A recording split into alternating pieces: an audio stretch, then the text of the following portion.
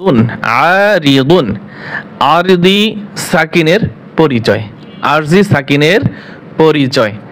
এখন আরজি সাকিন কোথায় হয় দেখেন, ওয়াকফ বা বিরতির কারণে যে সাকিন হয় উহাকে আরজি সাকিন বলে।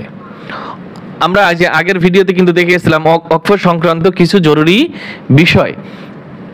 সেখানে আমরা বলেছি 11টি চিহ্নের মধ্যে 7টি চিহ্ন জজম হয়, হ্যাঁ, তারপর দুটি চিহ্নে কি হয়, একালিফ টান হয়, আর জজমের জায়গায় জজম থাকে, তাসদীদের জায়গায় 1.5 হরকত পরিমাণ দেরি করে পড়তে হয়। তা ওই যে আমরা বলছি যে 7টা চিহ্নে জজম হয়, এটাও একটা সেরকমেরই বিষয়।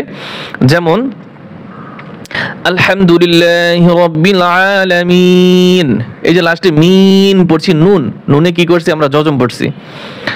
আলামিনা না কিন্তু আমরা পড়ি নাই। যেমন নাস্তাঈন, নুন পড়ছি, নুনের উপরে কি পড়ছি, জজম পড়ছি। এখানে কিন্তু নুনের উপরে পেশ আছে, নাস্তাঈনু। এই যে নাস্তাঈনু কে ওয়াকফ করলে নাস্তাঈন, দেখছেন, আইন, এখানে কিন্তু নু বলি নাই।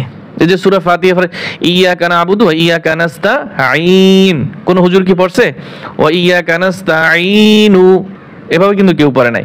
এই যে সাকিনটা হয়েছে, এই সাকিনটার নাম হচ্ছে কি, আরজি সাকিন। এক কথায় বলতে পারি আমরা যে ওয়াকফ করার কারণে যে সাকিন হয় তাহাকে কি বলে, আরজি সাকিন বলে। এটা শুধু জানার জন্য, এই যে এটা শুধু কি জানার জন্যই, আর আসলে আর কিছু না, এটা বড় ধরনের কোনো নিয়ম না। যাই হোক, আমাদের জানতে হবে। আল্লাহ তাআলা আমাদের সকলকে এই পবিত্র কোরআনুল কারীম সহিহ শুদ্ধ করে পড়ার তৌফিক দান করুন, আমিন।